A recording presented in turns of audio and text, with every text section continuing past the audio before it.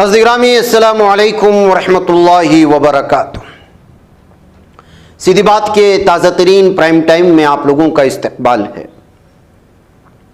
ناظرین گرامی، میں انصار عزیز ندوی اس وقت ایک اور اہم ترین موضوع پر آپ لوگوں کے سامنے گفتگو کرنے جا رہا ہوں یا کچھ معلومات فراہم کرنے جا رہا ہوں، اور وہ ہے سعودی افواج کی داستان۔ ناظرین گرامی، آپ لوگ جانتے ہیں کہ اس وقت دنیا تھرڈ ورلڈ وار کی جانب بڑھ رہی ہے۔ حال ہی میں سعودی عرب کے شہزادے نے ایک بیان جاری کیا تھا کہ فلسطین کی نو تعمیر میں اس وقت تک سعودی عرب حصہ نہیں لے گا جب تک کہ اس کو آزاد ملک قرار نہیں دیا جائے، آزاد ریاست قرار نہیں دیا جائے۔ غزہ پٹی پر ظالم دہشت گرد صہیونی درندوں کی جانب سے تھوپی جانے والی جنگ، یا یہ کہے کہ وہاں مچانے جانے والی قتل عام مسلمانوں کے خلاف، اور اس کے بعد اس کا رخ لبنان کی جانب اور پھر عراق کی جانب سے کچھ حملے، اور یمن کی جانب سے تل ابیب کو نشانہ بنانے والے میزائل۔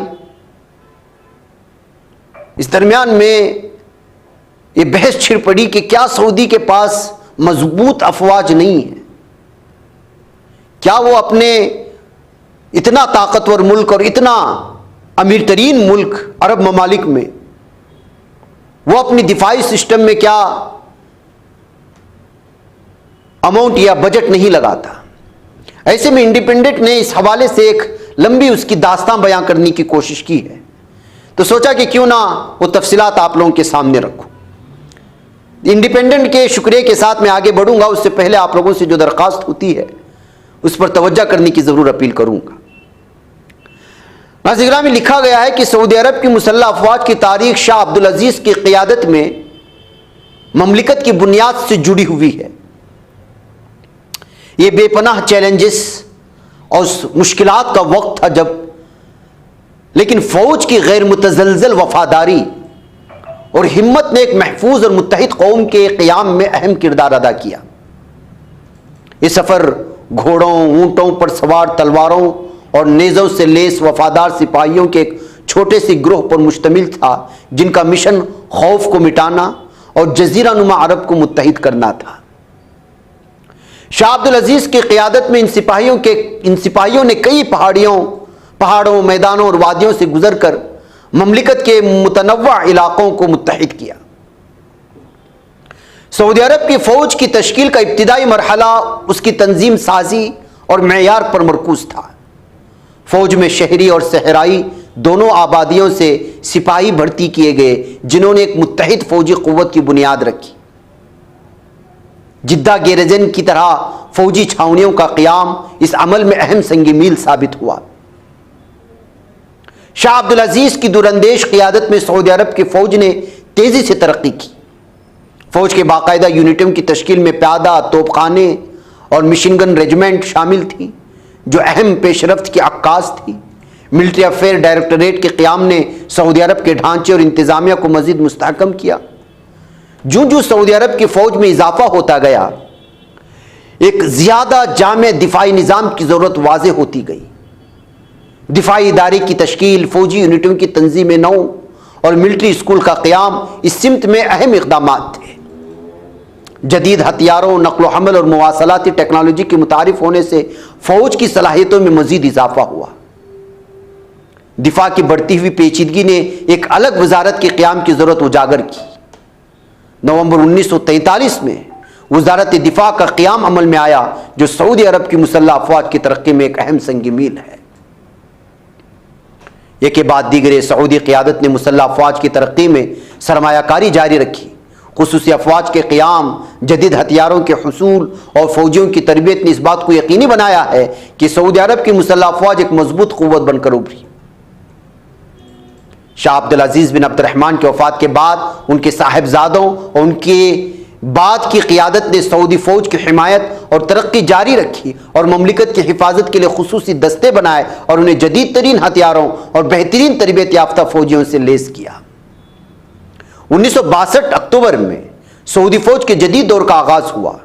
شاہ فیصل نے شاہی فرمان جاری کرتے ہوئے شہزادہ سلطان بن عبدالعزیز کو وزیر دفاع اور ہوابازی اور انسپیکٹر جنرل مقرر کر دیا۔ شہزادہ سلطان کی قیادت میں بری فوج میں اہم اصلاحات نافذ کی گئی۔ دسمبر 1976 میں سعودی عرب کی فوج کا نام تبدیل کر کے رائل سعودی لینڈ فورسز رکھا گیا۔ شاہ عبدالعزیز کے دور سے سعودی عرب کی ایک اہم ترجیح ملک کی فضائی حدود کو محفوظ بنانا تھا۔ فضائی دفاعی صلاحیت کی طرف پہلا قدم 1929 میں رکھا گیا جب مملکت نے برٹش ویسٹ لینڈ لڑاکا طیارے حاصل کیے۔ ابتدا میں یہ طیارے بنیادی طور پر مشرقی علاقے میں نگرانی اور جاسوسی کے مشن کے لیے استعمال ہوتے تھے۔ فضائی طاقت کی بڑھتی ہوئی اہمیت کو تسلیم کرتے ہوئے شاہ عبدالعزیز نے 1930 میں فضائیہ کو جدہ منتقل کرنے کا حکم دیا اور پہلا سعودی ایوییشن اسکول قائم کیا جس نے پائلٹوں کی تربیت اور طیاروں کی دیکھ بھال پر توجہ مرکوز کی، اور اس طرح مملکت کی مستقبل کی ہوابازی کی صلاحیتوں کی بنیاد رکھی گئی۔ مملکت کے قیام کے بعد شاہ عبدالعزیز نے فضائیہ کو مزید ترقی دینے کی ضرورت کو تسلیم کیا۔ تربیت یافتہ اہلکاروں کی کمی کو پورا کرنے کے لیے انہوں نے برطانوی حکومت سے سعودی فضائی عملے کو تربیت فراہم کرنے کی درخواست کی۔ وزیر دفاع اور ہوابازی شہزادہ سلطان بن عبدالعزیز کی قیادت میں فضائیہ میں اہم تبدیلیاں کی گئی۔ اسے جدہ سے ریاض منتقل کر دیا گیا اور بعد میں اس کا نام رائل سعودی ایئر فورس ہو گیا۔ مملکت کی ابھرتی ہوئی ضروریات اور اس کے اہم اثاثوں کی حفاظت کی اہمیت کے پیش نظر سعودی عرب نے زمینی افواج کے اندر آرٹلری کور کے ایک حصے کے طور پر ایک ایئر ڈیفنس فورس قائم کی۔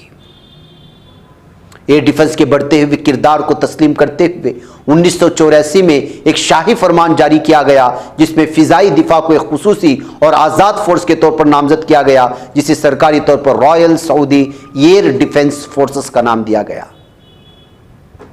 خلیج عرب اور بحر احمر کے ساتھ سعودی عرب کی وسیع ساحلی پٹی کی دفاع اور مملکت کی علاقائی پانیوں کی حفاظت کے لیے ایک بحری فوج کا قیام ایک لازمی ضرورت بن گیا، اور 1957 میں رائل سعودی نیول فورسز کا قیام عمل میں آیا جسے ابتدائی طور پر صرف بحریہ کے نام سے جانا جاتا تھا۔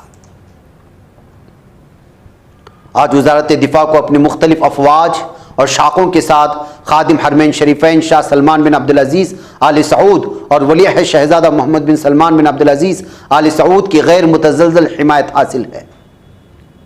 وزیر دفاع شہزادہ خالد بن سلمان بن عبدالعزیز کی رہنمائی میں وزارت دفاع سعودی مسلح افواج کو عالمی معیار کے مطابق بنانے کے لیے سرگرم عمل ہے۔ اس حوالے سے وزارت دفاع کے ترقیاتی منصوبے میں ایک نئے ویژن اور حکمت عملی، ٹارگیٹڈ آپریشنل ماڈل، ایک تنظیمی ڈھانچہ، گورننس کے اصول اور انسانی وسائل کی ضروریات کا خاکہ پیش کیا گیا ہے۔ قومی دفاعی حکمت عملی کے ساتھ ہم آہنگ اس جامع منصوبے کا مقصد سعودی مسلح افواج کی مسلسل جدت کاری اور اسے مزید مؤثر بنانا مقصد بنایا گیا ہے۔ تو ناظرین گرامی، یہ مختصر سی تاریخ تھی سعودی عرب کی کہ کس طرح سے فوجیوں اور آرمی کی ضرورت محسوس کی گئی اور کس طرح سے اس کی ابتدا ہوئی اور آج وہ کہاں پہنچی ہوئی ہے۔ ناظرین گرامی، مجھے اجازت دیں۔ السلام علیکم ورحمۃ اللہ وبرکاتہ۔